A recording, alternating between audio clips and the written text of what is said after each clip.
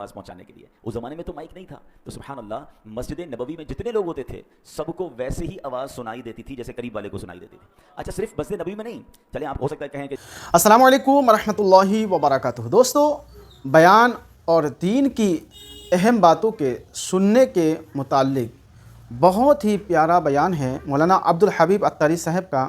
آپ پہلے اسے سنیں.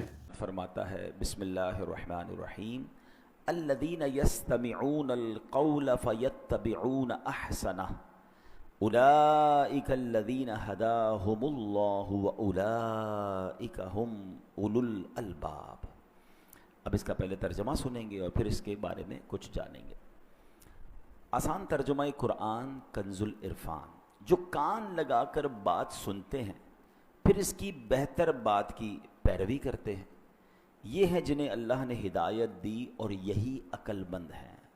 اس آیت کو انشاءاللہ ہم سمجھتے ہیں. آج جمعہ کا مبارک دن ہے اور سبحان اللہ یاد رہے کہ جمعہ ہفتے کے 7 دنوں میں سے سب سے اہم دن بھی ہے اور سب سے افضل دن بھی ہے. حدیث شریف میں سے سید الایام فرمایا گیا. اسی دن حضرت آدم علیہ السلام کی ولادت ہوئی.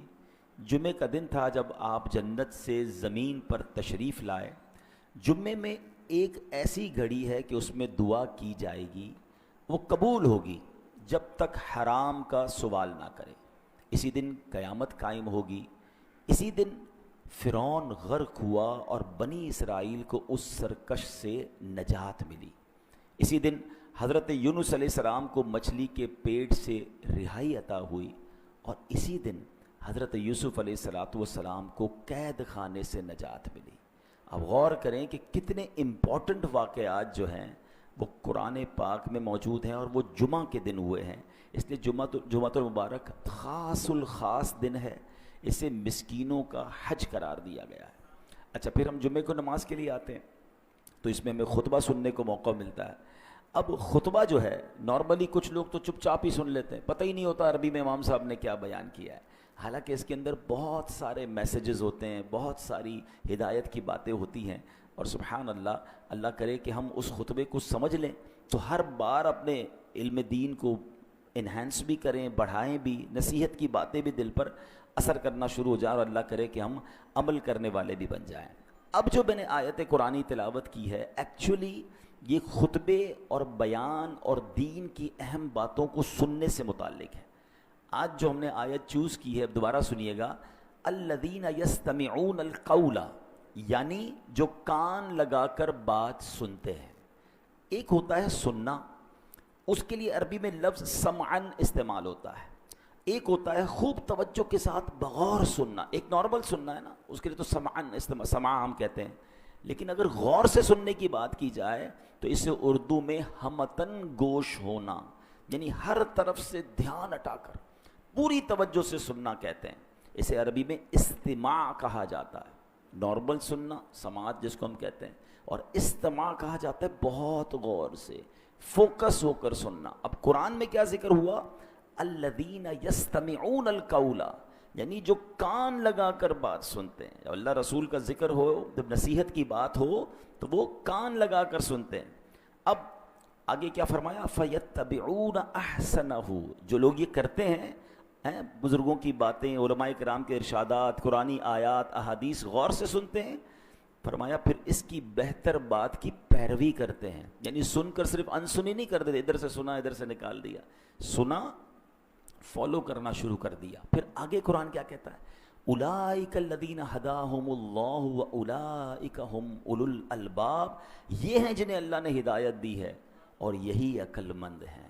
تو ماشاءاللہ آپ جمعے کے بیان میں آتے ہیں یا کبھی بھی علماء کرام کے بیانات ہوں, جہاں قرآن کی بات ہو, حدیث کی بات ہو, فوکس ہو کر سننا ہے اور کوشش کرنی ہے کہ اس پر عمل بھی کریں, کیونکہ ایسے لوگوں کو قرآن کہتا ہے کہ ان کو ہدایت ملتی ہے اور یہی عقل مند لوگ ہیں.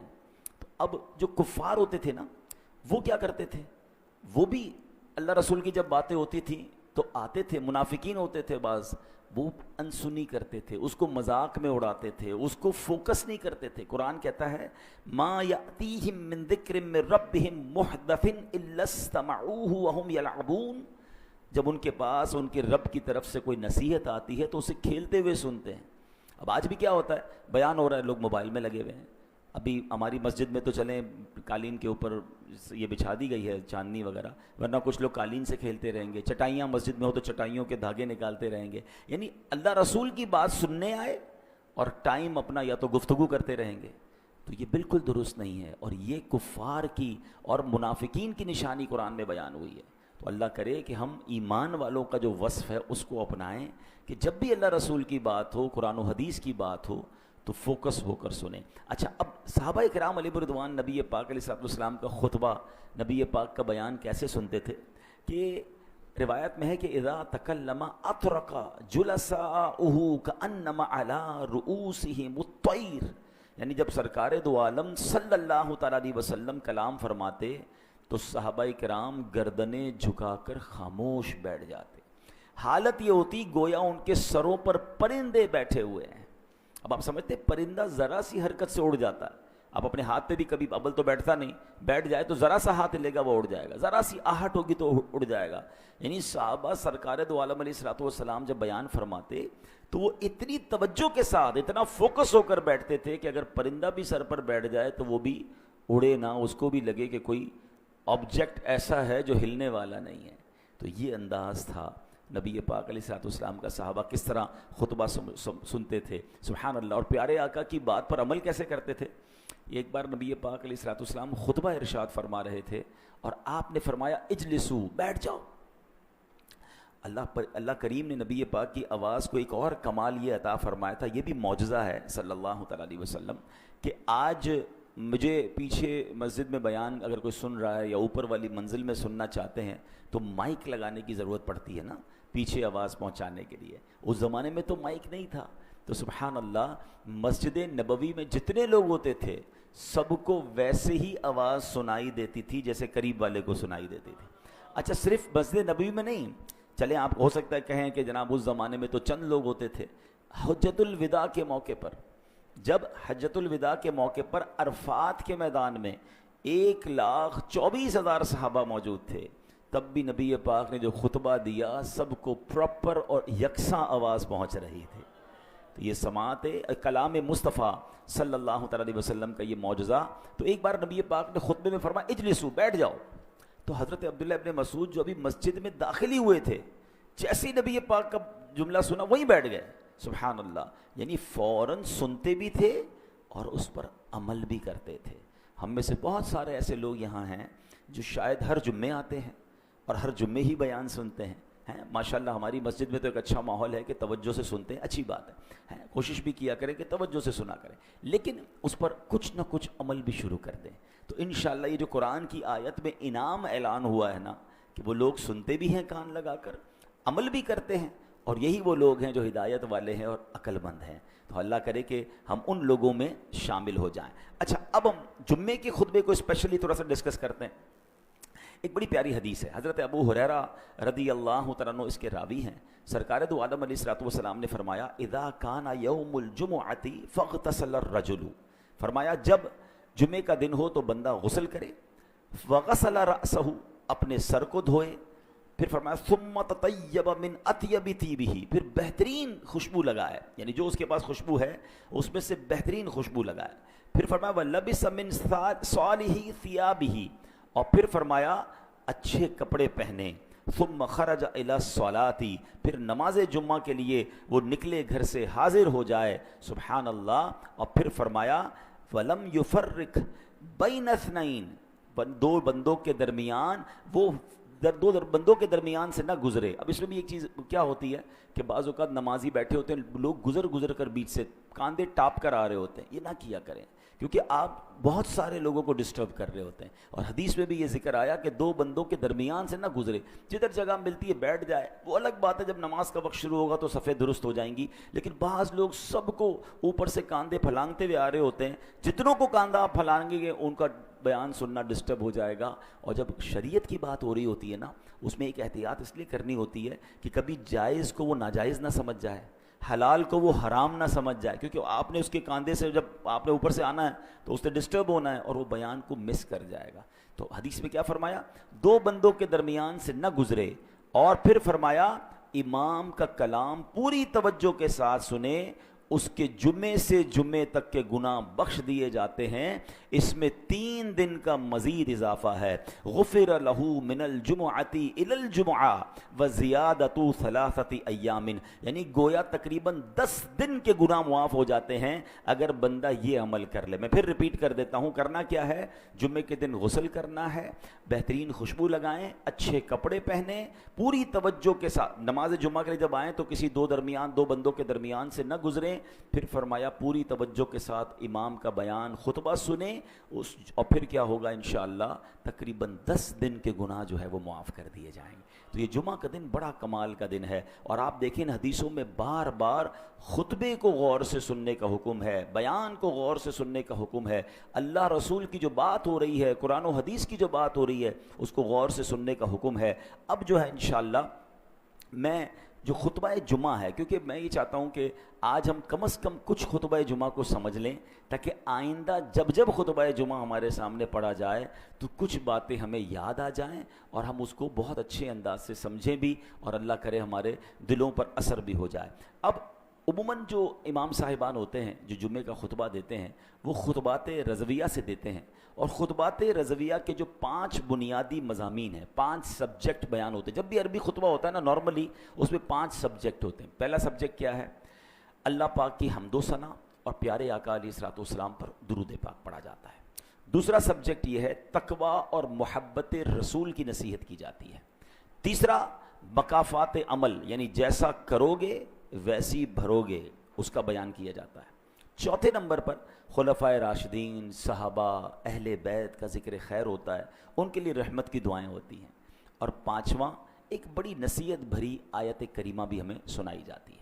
اب ان 5 سبجیکٹ کو میں انشاءاللہ ایک ایک کر کے بیان کرتا ہوں، آپ ذرا غور سے سنتے جائیں. انشاءاللہ آج ہی بیان کے بعد جو آپ خطبہ سنیں گے آپ کو انشاءاللہ بہت کچھ اس میں سمجھ بھی آئے گا، اور اللہ کرے گا آئندہ بھی آپ اگر اس کو فوکس رکھیں گے تو آپ انشاءاللہ جمعے کے خطبے کو انجوائے بھی کریں گے اور اللہ نے چاہا انڈرسٹینڈ بھی کریں گے.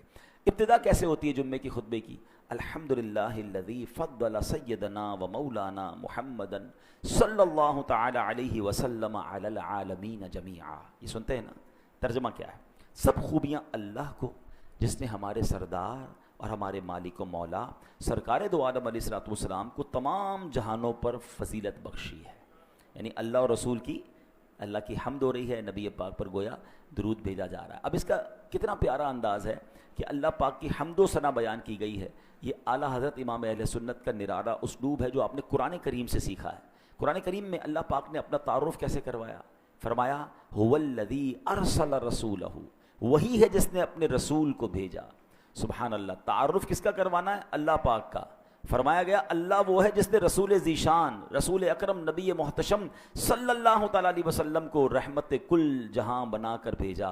سبحان اللہ. یہی حمد کا انداز اعلیٰ حضرت نے استعمال کیا. الحمدللہ الذی فضل سیدنا و مولانا محمدن، یعنی تمام تعریفیں اس اللہ کو جس نے فضیلت بخشی ہمارے سردار اور ہمارے آقا جناب رسول اللہ صلی اللہ علیہ وسلم کو تمام عالم پر. سبحان اللہ. یعنی یہاں ایک اور عشق والی بات بھی سمجھ آ رہی ہے کہ رب اپنا تعارف بھی کیسے کروا رہا ہے. میں وہ اللہ ہوں جس نے زمین و آسمان بنائے؟ نہیں. میں وہ اللہ ہوں جس نے سارے جہان کو بنایا. اس آیت میں کیا فرمایا؟ هو الذی ارسل رسولہ، رب وہ ہے جس نے نبی پاک کو اپنا رسول بنا کر بھیجا ہے. محبوب و محب کا پیار نظر آ رہا ہے. اعلیٰ حضرت نے یہی بات شعر میں بھی لکھی، وہی رب ہے جس نے تجھ کو ہم تن کرم بنایا، ہمیں بھیک مانگنے کو تیرا آستاں بتایا، تجھے حمد ہے خدایا، تجھے حمد ہے خدایا. اچھا اب خطبہ آگے چلتا ہے. خطبے میں کلمہ شہادت آتا ہے، واشهد ان لا الہ الا اللہ وحدہ لا شریک لہ واشهد ان سیدنا و مولانا محمدا عبدہ ورسولہ صلی اللہ تعالی علیہ وآلہ وصحبہ اجمعین. اب اس کا ترجمہ کیا ہے؟ میں گواہی دیتا ہوں کہ بے شک اللہ پاک کے سوا کوئی عبادت کے لائق نہیں، وہ اکیلا ہے، اس کا کوئی شریک نہیں. اور میں گواہی دیتا ہوں کہ بے شک ہمارے سردار اور ہمارے آقا محمد صلی اللہ تعالیٰ علیہ وسلم اللہ کے بندے اور اس کے رسول ہیں. ان پر، ان کے جملہ آل و اصحاب پر اللہ پاک درود و برکت اور سلام نازل فرمائے. اس کے بعد تقویٰ کی نصیحت شروع ہوتی ہے. نصیحت کیسی ہوتی ہے؟ فَيَا أَيُّهَا الْمُؤْمِنُونَ، اے ایمان والو، رحمنا و رحمکم اللہ، ہم پر اور تم پر اللہ پاک رحم فرمائے. اوصیکم و نفسی بتقوی اللہ عز وجل فی السر والاعلان. میں تمہیں اور اپنے آپ کو تنہائی میں اور لوگوں کے سامنے ہر جگہ اللہ پاک سے ڈرنے کی وصیت کرتا ہوں. تقویٰ کہتے ہیں اس کو ہیں اکیلے میں بھی اللہ سے ڈرنا, فی السر والاعلان, لوگوں میں بھی اللہ سے ڈرنا ہے اور اکیلے میں بھی اللہ سے ڈرنا ہے. یاد رکھیے ایسی نصیحت ہے کہ ایک مرتبہ کسی مرید نے اپنے پیر صاحب کی خدمت میں عرض کی کہ عالی جان مجھے نصیحت کیجئے. پیر صاحب نے کہا کہ میں اللہ پاک کی وہ نصیحت کرتا ہوں جو اللہ پاک نے اگلے پچھلے تمام انسانوں کو کی ہے, یعنی قرآنی نصیحت فرمائی. اور قرآن کیا کہتا ہے, وَلَقَدْ وَصَّيْنَا الَّذِينَ أُوتُوا الْكِتَابَ مِن قَبْلِكُمْ وَإِيَّاكُمْ أَنِ اتَّقُوا اللَّهَ. اللہ نے کیا فرمایا, اور بے شک ہم نے ان لوگوں کو جنہیں تم سے پہلے کتاب دی گئی اور تمہیں بھی تاکید فرما دی ہے کہ اللہ سے ڈرتے رہو. اللہ نے پچھلوں کو بھی وصیت فرمائی, نصیحت فرمائی, آج کے لوگوں کو بھی نصیحت فرما دی, اور وہ کیا ہے, اللہ سے ڈرتے رہو.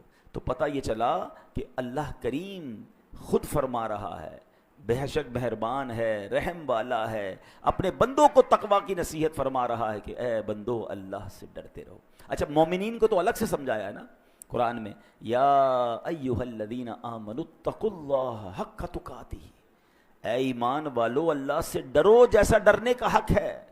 آج کل کچھ لوگ بڑے بے باک ہو گئے ہیں, اللہ بڑا کریم ہے, اللہ بڑا رحمان ہے, اللہ بڑا رحیم ہے, وہ معاف کرنے والا ہے. یقیناً وہ معاف کرنے والا ہے, مگر وہی معاف کرنے والا ہی تو کہہ رہا ہے مجھ سے ڈرو.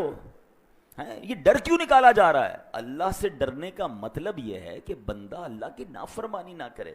یقیناً وہ میری ماں سے زیادہ مجھے چاہنے والا ہے. اچھا اس کو اگر ادر وے اراؤنڈ کر لیں کہ جس سے پیار ہوتا ہے, جس سے محبت ہوتی ہے, جو محسن ہوتا ہے, کیا اس کی نافرمانی کی جاتی ہے؟ بندہ کیا چاہتا ہے کہ یار مجھے اس سے اتنا پیار ہے کہ میں اسے ناراض نہیں کر سکتا. تو چلو بہت اچھی بات ہے, اللہ سے محبت میں گناہ نہ کیجئے, اللہ سے محبت میں اللہ کی نافرمانی نہ کیجئے. تو بہرحال تقویٰ جو ہے یہ بڑی کمال کی چیز ہے. اللہ مجھے بھی نصیب فرمائے, آپ کو بھی نصیب فرمائے. معلوم یہ ہوتا ہے کہ اللہ پاک کے ہاں بندے کی خوبیوں میں سب سے اعلیٰ درجے کی جو خوبی ہے وہ تقویٰ ہے. ہاں متقین جو ہیں اس کے فضائل قرآن میں بیان ہوئے. اچھا پھر آگے خطبے میں ہم کیا سنتے ہیں, وَزَيَّنُوا قُلُوبَكُمْ بِحُبِّ هَذَا النَّبِيِّ الْكَرِيمِ عَلَيْهِ وَعَلَىٰ آلِهِ أَفْضَلُ الصَّلَاةِ وَالتَّسْلِيمِ, اور مزین کرو اپنے دلوں کو اس نبی پاک علیہ الصلوۃ والسلام کی محبت سے, آپ پر اور آپ علیہ الصلوۃ والسلام کی آل پر افضل درود اور سلام. اب یہ مزین روشن کرنے کی بات ہو رہی ہے کہ اپنے دل کو روشن کیجئے اللہ رسول کی محبت سے, اس حبیب علیہ الصلوۃ والسلام کی محبت سے. کیونکہ آگے خطبے میں ایک جملہ سنتے ہیں جو بڑا امپورٹنٹ ہے, فَإِنَّ الْحُبَّ هُوَ الْإِيمَانُ كُلُّهُ الا لا ایمان لمن لا محبت لا. یاد آ رہا ہے؟ یہ جملے سنتے ہیں ہم خطبے میں, آج پھر سنیں گے, مگر معنی آج پتہ چل جائے گا تو انشاءاللہ اور اچھے انداز سے سنیں گے. اب اس کی معنی کیا ہے؟ بے شک محبت ہی پورا ایمان ہے. خبردار جسے آپ سے محبت نہیں اس کے لیے ایمان نہیں ہے. الا لا ایمان لمن لا محبت لا, جس کے دل میں نبی پاک سے محبت نہیں اس کا ایمان نہیں ہے, اس کا ایمان کمپلیٹ نہیں ہے. یعنی یاد رکھیے محمد کی محبت دین حق کی شرط اول ہے, اسی میں ہو اگر خامی تو سب کچھ نامکمل ہے. محمد کی محبت ہے سند آزاد ہونے کی, خدا کے دامن توحید میں آباد ہونے کی. یہ جمعے کے خطبے میں بار بار ریمائنڈ کروایا جاتا ہے, الا لا ایمان لمن لا محبت لا. سن لو اس کا ایمان نہیں جس کے دل میں نبی پاک سے محبت نہیں. ایک بار نبی پاک علیہ الصلوۃ والسلام نے حضرت عمر فاروق رضی اللہ تعالیٰ کا ہاتھ پکڑا ہوا تھا. فاروق اعظم نے عرض کی, لَأَنْتَ أَحَبُّ إِلَيَّ مِنْ كُلِّ شَيْءٍ إِلَّا مِنْ نَفْسِي. یا رسول اللہ صلی اللہ تعالیٰ علیہ وسلم, آپ مجھے میری جان کے علاوہ ہر چیز سے زیادہ محبوب ہیں. نبی پاک علیہ الصلوۃ والسلام نے فرمایا, لا والذی نفسی بیدیہ حتی اکون احب الیک من نفسک. نہیں عمر, رب کریم کی قسم جس کے قبضہ قدرت میں میری جان ہے, تمہاری محبت اس وقت تک کامل نہیں ہوگی جب تک میں تمہارے نزدیک تمہاری جان سے بھی زیادہ محبوب نہ ہو جاؤں. پھر حضرت عمر نے فوراً کیا کہا, واللہ لانت احب الی من نفسی. یا رسول اللہ صلی اللہ علیہ وسلم, اللہ کی قسم آپ مجھے میری جان سے بھی زیادہ محبوب ہیں. اسی سن کر نبی پاک علیہ الصلوۃ والسلام نے پھر فرمایا الآن یا عمر، یعنی اے عمر تمہاری محبت کامل ہو گئی ہے، اب ایمان کمپلیٹ ہوا ہے۔ اچھا اب جب یہ سنتے نا جمعے کے خطبے میں الا لا ایمان لمن لا محبت لا، کسی کی دل میں اگر محبت نہیں ہے تو وہ کامل مومن نہیں، تو محبت تو ہر مسلمان کو ہے نہیں، محبت کرنی کتنی ہے یہ سمجھنا ضروری ہے۔ محبت کے بغیر تو میں کلمہ ہی میرا کمپلیٹ نہیں ہوگا، لیکن the level of محبت، level of affection required کیا ہے کہ خود نبی پاک علیہ الصلوۃ والسلام فرماتے ہیں تم میں سے کوئی اس وقت تک کامل مومن نہیں ہو سکتا جب تک میں اس کے نزدیک، اس کے والد، اس کی اولاد اور تمام لوگوں سے زیادہ محبوب نہ ہو جاؤں۔ اب یہ میں نے اور آپ نے چیک کرنا ہے کہ کیا واقعی ایسی محبت ہے ہمیں رسول پاک علیہ الصلوۃ والسلام سے؟ ہم دعوتوں کو بہت اچھا نعرہ بھی لگاتے ہیں، غلامی رسول میں موت بھی قبول ہے، نہ ہو جو عشق مصطفیٰ تو زندگی فضول ہے، مگر یہ نعرے کی حد تک تو ہے، مگر کیا عمل بھی ایسا ہے کہ ہم زندگی میں زندگی ایسے گزاریں کہ میرے نبی ناراض نہ ہو جائیں، ان کی سنتوں پر عمل ہو، انہوں نے جن چیزوں سے منع کیا میں اس سے بچوں، پھر محبت ہے نا، نظر تو آئے نا محبت، صرف نعرے کی حد تک تو نہیں ہوتی۔ بہرحال اب آگے بہت پیاری دعا آتی ہے، رزقنا اللہ تعالی و ایاکم حب حبیبہ ھذا النبی الکریم علیہ وآلہ اکرم الصلاۃ والتسلیم۔ اللہ پاک ہمیں اور تمہیں اپنے حبیب نبی کریم علیہ الصلوۃ والسلام کی محبت نصیب فرمائے، ان پر اور ان کی آل پر بزرگ ترین درود و سلام ہوں۔ پھر ایک بڑی کمال کی حدیث ہے، انشاءاللہ کبھی موقع ملا اس حدیث کو پورے بیان میں ہم ڈسکس کریں گے، لیکن یہ حدیث جھنجھوڑنے والی ہے۔ البر لا یبلا والذنب لا ينسى والدیان لا يموت اعمل ما شئت كما تدین تدان۔ نیکی پرانی نہیں ہوتی، اب اس حدیث کا معنی سنیں، البر لا یبلا، نیکی پرانی نہیں ہوتی، والذنب لا ينسى، گناہ بھلایا نہیں جاتا، والدیان لا يموت، اور جس نے بدلہ لینا ہے، انصاف کرنا ہے، وہ اس کو موت نہیں آنی، اللہ کو تو موت نہیں آنی نا۔ فرمایا اعمل ما شئت کما تدین تدان، کر لے جو کرنا ہے، جیسی کرے گا ویسی بھرے گا۔ یقین کریں یہ ایک حدیث زندگی گزارنے کے لیے کافی ہے، اگر بندہ سمجھ جائے نا، انسان کہتا ہے یار میں نیکی کروں صلہ تو ملتا نہیں، بھائی آپ نیکی کرتے جائیں، یہ پرانی نہیں ہوگی، اللہ کی بارگاہ میں لکھ دی گئی ہے، اللہ اجر دینے والا ہے، لوگوں سے اجر نہ مانگیں۔ البر لا یبلا، نیکی پرانی نہیں ہوتی، والذنب لا ينسى، گناہ بھلایا نہیں جاتا۔ میں اور آپ ہزاروں گناہ کر چکے ہوں گے جو بھول گئے، مگر کہیں لکھا ہوا ہے گناہ کرتے وقت یہ یاد رکھنا کہ آج تو لذت کے لیے کر رہا ہوں، مگر یہ کہیں لکھ دیا جائے گا اور پھر ڈیلیٹ نہیں ہوگا، بھلایا نہیں جاتا۔ اور پھر جس نے فیصلہ کرنا ہے نا، جس نے ہمارا حساب کتاب کر کے جزا اور سزا کا اعلان فرمانا ہے، وہ دیان، اس کو موت نہیں آنی، والدیان لا يموت۔ اور پھر آگے جس طرح کہا گیا نا، اعمل ما شئت کما تدین تدان، کر لے جو کرنا ہے، مگر جیسی کرے گا ویسی بھرے گا۔ یہ لائف میں جو بھی ہم کر کے جائیں گے نا، قبر میں سمجھ لیں اس کا رزلٹ کارڈ ملنا ہے۔ اچھی گزار کر جاؤ گے تو جنت کے مزے ہوں گے۔ آج بندہ کہتا ہے مجھے تو کوئی کچھ کہہ ہی نہیں سکتا، میری جو مرضی میں کر رہا ہوں، شراب پی رہا ہوں، بدکاری کر رہا ہوں، جوا کھیل رہا ہوں، حرام کما رہا ہوں، ظلم کر رہا ہوں، زیادتی کر رہا ہوں، میری تو جناب بڑی ٹور ہے، مجھے کون کچھ کہہ سکتا ہے؟ آج کوئی نہیں کہے گا۔ اعمل ما شئت کما تدین تدان، کر لے جو کرنا ہے، نبی پاک نے پہلے ہی فرما دیا، مگر پھر جیسی کرے گا نا ویسی بھرے گا۔ جانا سب نے جنت میں ہے، مگر کام جنت والے کرنے کے لیے تیار کوئی نہیں ہے۔ جنت کی نعمتیں سب کو چاہیے، اعلیٰ حضرت کہتے ہیں نا، کام زنداں کے کیے اور ہمیں شوق گلزار ہے کیا ہونا ہے۔ جانا سب کو گلزار میں ہے، جنت میں، کام جہنم والے کرنے ہیں۔ تو آپ کبھی بھی ایسا نہیں ہو سکتا کہ سیب کا پودا لگائیں اور کہیں دعا کرو آم نکل آئے، تو لوگ کہیں بھائی بویا سیب ہے تو سیب نکلے گا نا۔ آپ امرود بو کے کیلا نہیں نکال سکتے، جیسا بوتے ہیں ویسا کاٹتے ہیں۔ اب اس زندگی میں اپنے اعمال کے ذریعے کون سا بیج ڈال رہے ہیں، یہ غور کرنا ہے۔ اور جمعے کے خطبے میں یہ بار بار ہمیں اعلان کیا جاتا ہے، اعمل ما شئت کما تدین تدان، کر لے جو کرنا ہے، مگر جیسی کرے گا ویسی بھرے گا۔ قرآن کہتا ہے نا، ہل جزاء الاحسان الا الاحسان، نیکی کا بدلہ نیکی ہی ہے۔ اب تو انگریزی میں بھی کہتے ہیں what goes around comes around, آپ اچھا کریں گھوم پھر کے آپ کے ساتھ اچھا ہی ہوگا۔ بندہ کہتا ہے میں نے اس کو کھانا کھلایا، مجھے تو اس نے کچھ نہیں دیا، یہ نہیں دے گا، اللہ نے دینا ہے۔ اور آپ دیکھیں گے کہ اس نیکی کا صلہ آپ کو کسی اور طریقے سے ملے گا. آپ کو جناب کسی کے ساتھ مسکرانے کا، کسی کے ساتھ اچھا برتاؤ کرنے کا، کسی کی مشکل دور کرنے کا، کسی کی پریشانی دور کرنے کا آپ کو بالکل صلہ دنیا میں ملتا ہے. یہ مکافات عمل ہے. جو لوگوں کے لیے اچھا کرتے ہیں اللہ ان کے لیے اچھا کر دیتا ہے. اور جو آج لوگوں پر ظلم کرتے ہیں نا، بے شک وہ مظلوم آپ کا کچھ نہیں بگاڑ رہا، مگر کہیں نہ کہیں سے آپ اس آفت کو اپنے بچوں میں، اپنے کاروبار میں، اپنی صحت میں، اپنی عزت میں دیکھیں گے. آپ حیران ہو جائیں گے کہ یار یہ میرے ساتھ کیسے تباہی ہو گئی، یہ اتنا بڑا پرابلم کیسے آ گیا. توبہ کیجئے، کہیں لگتا ہے برا کام کیا ہے، کسی کا دل دکھایا ہے، کوئی ایسی نافرمانی ہو گئی ہے کہ جس کا صلہ مل رہا ہے. تو ہمیں اچھے کام کرنے ہیں، لوگوں کا بھلا سوچنا ہے. اور پھر جمعے کے خطبے میں ایک آیت جھنجھوڑنے والی آیت ہے جو ہر جمعے کے خطبے میں ہم سنتے ہیں، فَمَن يَعْمَلْ مِثْقَالَ ذَرَّةٍ خَيْرًا يَرَهُ وَمَن يَعْمَلْ مِثْقَالَ ذَرَّةٍ شَرًّا يَرَهُ. کیا ترجمہ ہے؟ تو جو ایک ذرہ بھر بھلائی کرے وہ اسے دیکھے گا، اور جو ایک ذرہ بھر برائی کرے وہ اسے دیکھے گا.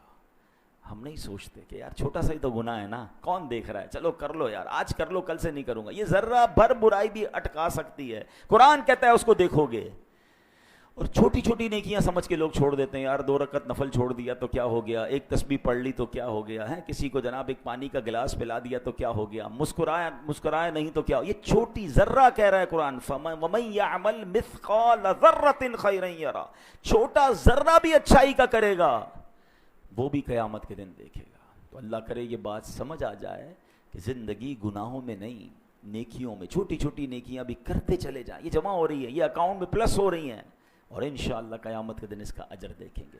اللہ مجھے اور آپ کو جمعے کے خطبے کو سمجھنے میں اور اس کو انڈرسٹینڈ کر کے اس پر عمل کرنے کی توفیق عطا فرمائے. تو آج کوشش کی ہم نے کہ ہم اپنے پورے جمعے کے خطبے کو، پورا تو نہیں ہو سکا مگر کچھ اس کی ہائی لائٹس، کہ اتنی خوبصورت نصیحتیں ہوتی ہیں. اور ہم نے قرآن کی شروع میں آیت سنی کہ جو لوگ دھیان سے کان لگا کر قرآن و حدیث کی بات، بیانات اور خطبے کو سنتے ہیں، اللہ فرماتا ہے ہدایت یافتہ بھی ہیں اور یہ سبحان اللہ عقل مند بھی ہیں. سو دوستو، آپ نے بیان کو سنا، اپنا رائے کمنٹ باکس میں ضرور دیجیے گا.